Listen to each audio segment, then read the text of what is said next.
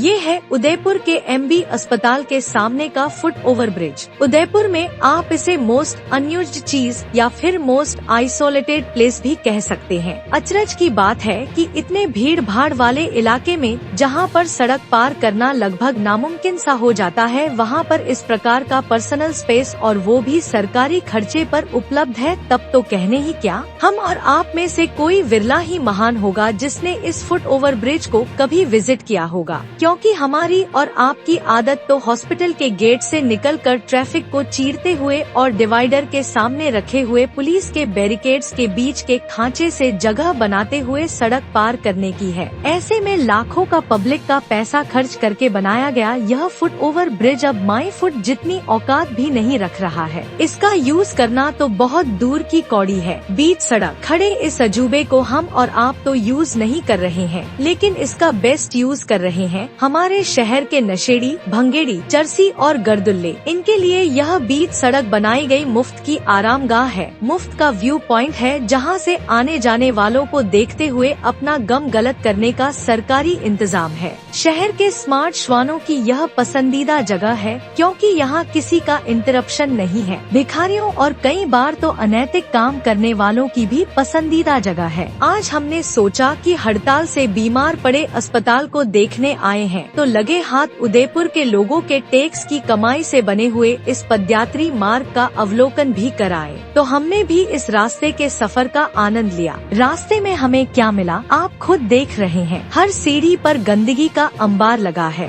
बदबू इतनी कि नाक को एयरटाइट करने पर भी यहाँ पर 1 मिनट गुजारना लगभग नामुमकिन हो रहा है। कहीं शराब की बोतलें तो कहीं नशे के निशान खुद गवाही दे रहे हैं। यहाँ पर फुर्सत के पलों में ना जाने क्या क्या हो रहा है। साने के लिए एकाध काम चलाओ बिस्तर का भी इंतजाम है। ऐसा लगता है कि जिला प्रशासन की सारी एनर्जी वंदे गंगा अभियान ने ड्रेन कर ली। बेचारों को फुर्सत ही नहीं मिली कि यहाँ पर भी झांक कर देखें। शहर में बात तो 24 घंटे सफाई की हो रही है और उसके लिए कलेक्टर साहब चकाचक आयोजन करके हेडलाइन मैनेजमेंट भी कर रहे हैं, लेकिन ऐसी जगहों का क्या भाई पूछता है। उदयपुर की ऐसी जगहों का क्या कोई है जो इस फुट ओवर ब्रिज पर ध्यान देगा, इसकी हालत को सुधारने की कोशिश भी करेगा। कलेक्ट्री से बस कुछ कदम दूर ही है या फुट ओवर ब्रिज। कलेक्टर साहब क्योंकि नगर निगम के प्रशासक भी हैं, तो वे चाहें तो हॉस्पिटल विजिट के दौरान यहाँ पर भी अपनी नजरें